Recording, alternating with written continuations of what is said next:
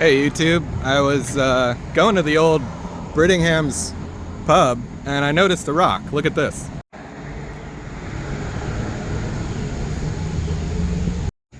What's that rock?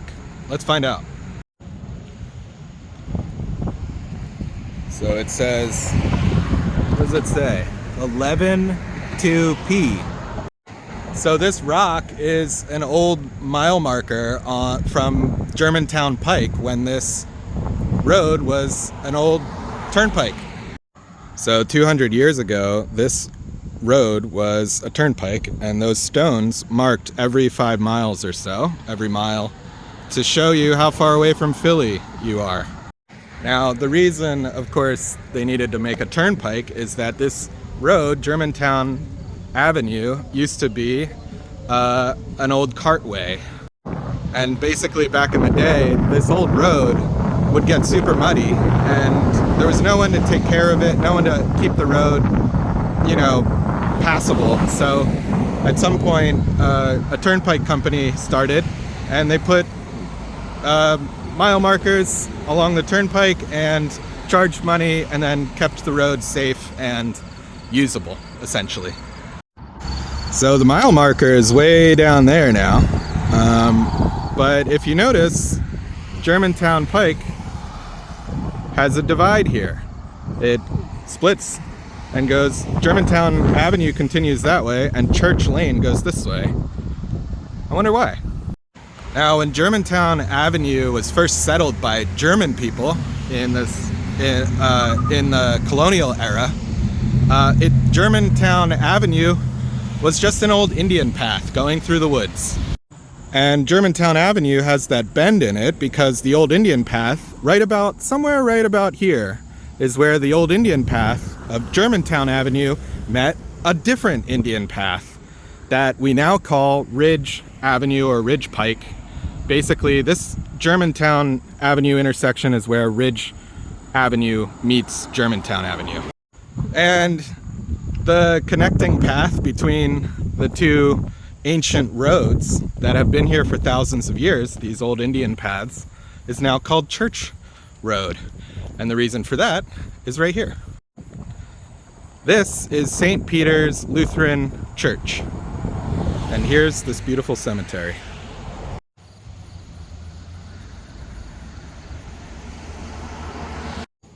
Now, as the ancient paths became roads, the ancient Indian path of Germantown Avenue became Germantown Avenue, and the ancient Indian path that is now Ridge Avenue became Ridge Avenue.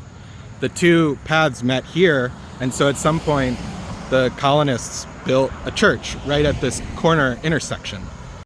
So this crossroads area has really been an important place for thousands of years where these two paths met, It's hard to say exactly how important they were to the Native Americans, but suffice to say, if the Native Americans were trying to get access to the Schuylkill River, they would have followed Ridge Avenue, and Ridge Avenue is just down there at that light. If you can see the light, that's Ridge Avenue. And looking back, Germantown Avenue is just down there. Side note, Ridge Avenue is probably just called Ridge Avenue basically because it runs along the ridges of the hill that is above the Schuylkill River, above Manayunk and East Falls. That ridge line, Ridge Avenue, just goes across the top of it. So just as this place was an important crossroads in Indian times, in pre-Columbian times, in ancient times, for thousands of years, in colonial times, it continued to be an important crossroads, and here's why.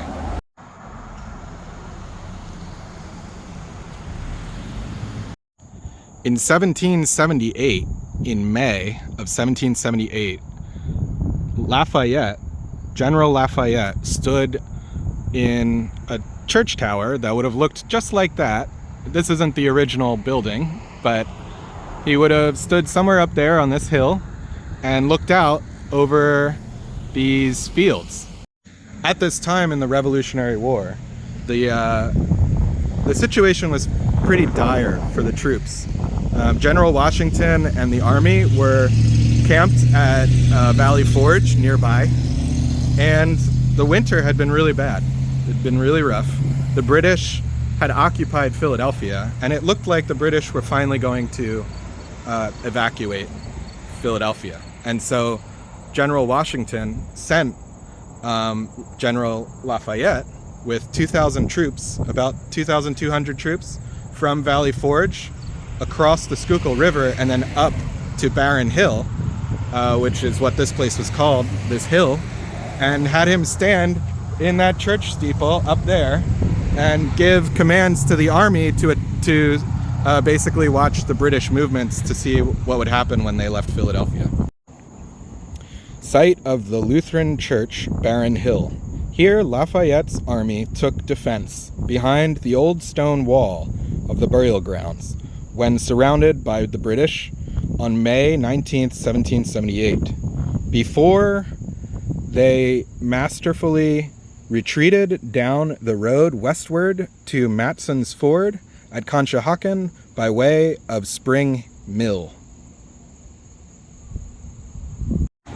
And in the shadow of this tree is a nice little commemorative stone that says, "On the grounds in the rear of this stone, the American troops under Lafayette were encamped from the 18th to the 20th of May, 1778. And on the back side, it says, there's an arrow you can see pointing, and it says, about 300 yards southwest of this place were encamped the Indian Scouts, who were a part of Lafayette's command. Ah, Indian Scouts, you say?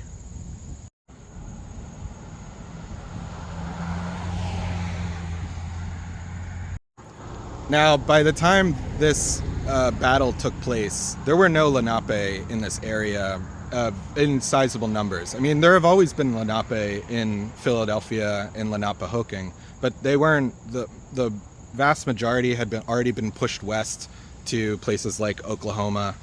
And really, by the Revolutionary War, the Lenape had ceased to really be a political entity of much force in this area, at least. So then the question is, who were these Native Americans, these Indians who were fighting with General Lafayette? The answer is the Oneida from upstate New York. They were a group of Indians from the Iroquois Confederacy who decided to basically make a treaty with the colonists and to fight for American independence. Now, the Oneida are very proud of this fact because they were technically America's first ally. The Oneida tribe, the nation of the Iroquois Confederacy and the Oneida Nation, were technically the young United States of America's first ally in war, in battle.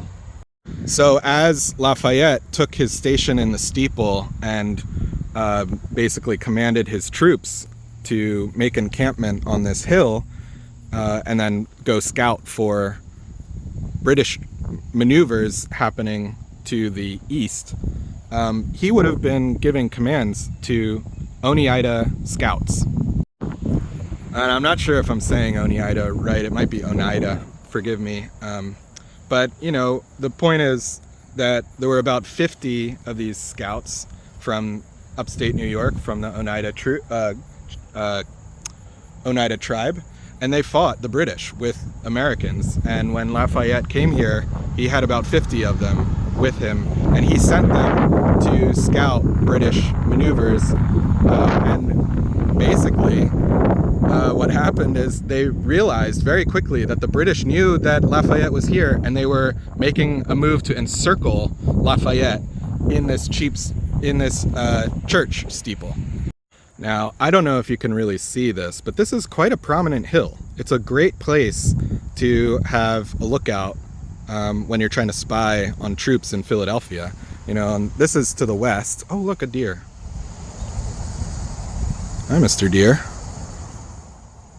I guess the ancients are watching, you know, wherever there's wildlife. The ancients are watching. Anyway, what I was saying is this hill is, look, this is looking off to the west, and then around that way you can maybe see between the trees all the way through. I don't know if you can, but you can see quite a vast distance. You have to remember, back in the day, this would have mostly been farmland. So by the time that the Revolutionary War was happening, a lot of this area would have been clear, and there would have been clear lines of sight off into the distance, potentially. I'm surmising that, I'm not sure. But you can just imagine how much Lafayette could have seen from up in that church steeple. Of course, he was surrounded by the British troops, and when he realized this, he ordered a general retreat. But as his 2,000 troops were retreating, he had to engage with the British to cover his retreat. And that's when the Oneida tribes really stepped up. The Oneida warriors engaged with the British as General Lafayette pulled his troops from this church ground off in down Church Road to Ridge Avenue, and then across Ridge Avenue is a tiny little road called Hart Lane. Back in the day, it was more of a hidden path, and then there's another path off of Hart Lane. I think it's called Belham Ave. I'm not sure. One second, I'll look it up and get back to you.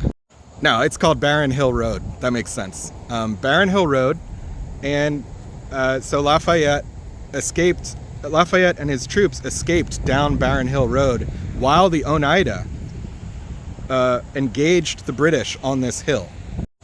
So if you're walking down Church Road, you might look off into the cemetery and notice that there's a special set of graves here that's cordoned off by this little fence. And the reason is that this gravesite marks the fallen soldiers of the Oneida Scouts who protected Lafayette as the troops retreated back to Valley Forge. This plaque honors 6 Indian scouts who died in battle, May 1778.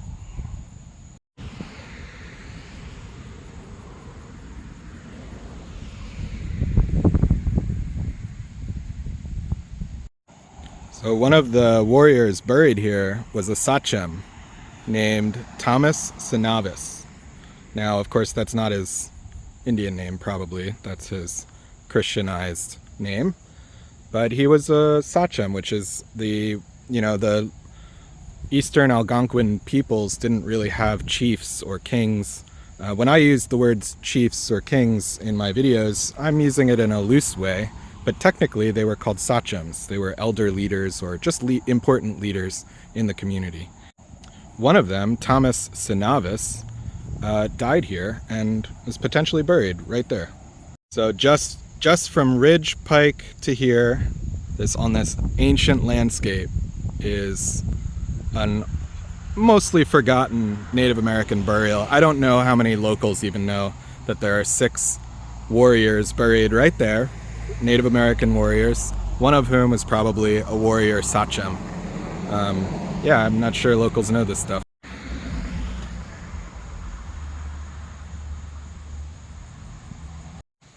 Now, because of the sheer number of troops that Lafayette was commanding here, there were about, again, 2,000, 2,200 troops. That was about a fifth of the army at the time. And had the British been able to trap the colonial army that under Lafayette's command here and negate that part of the army, that could have basically changed the course of the war.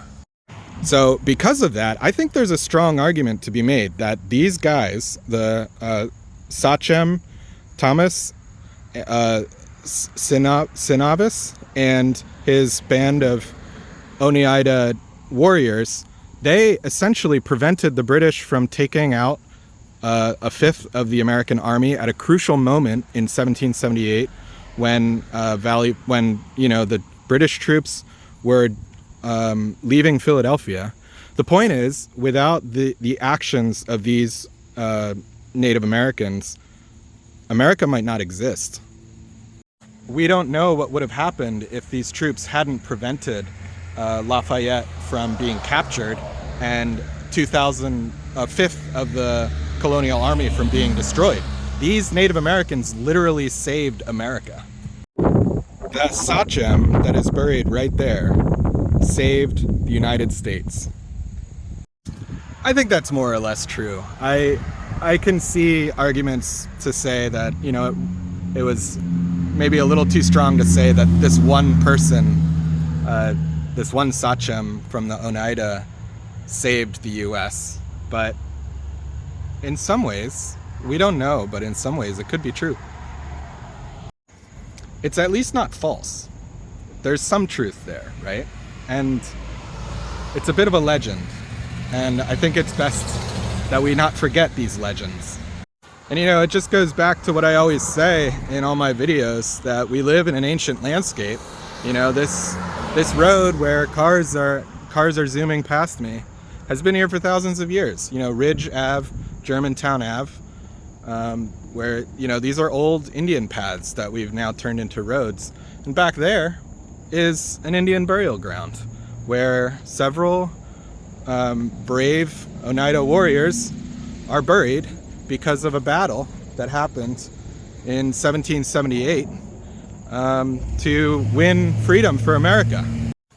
All right, I'm gonna walk back to Brittingham's pub now and get a beer. But you know, if you found this interesting, that's the story of this area. And if you found that interesting and you like videos like this, please give me a like and a subscribe. Been really happy with the results and the response to these videos. So leave a comment if you have anything else to say or add, and I guess I'll see you in the next one. My name's Sean. This is my channel, It's All Good. Bye.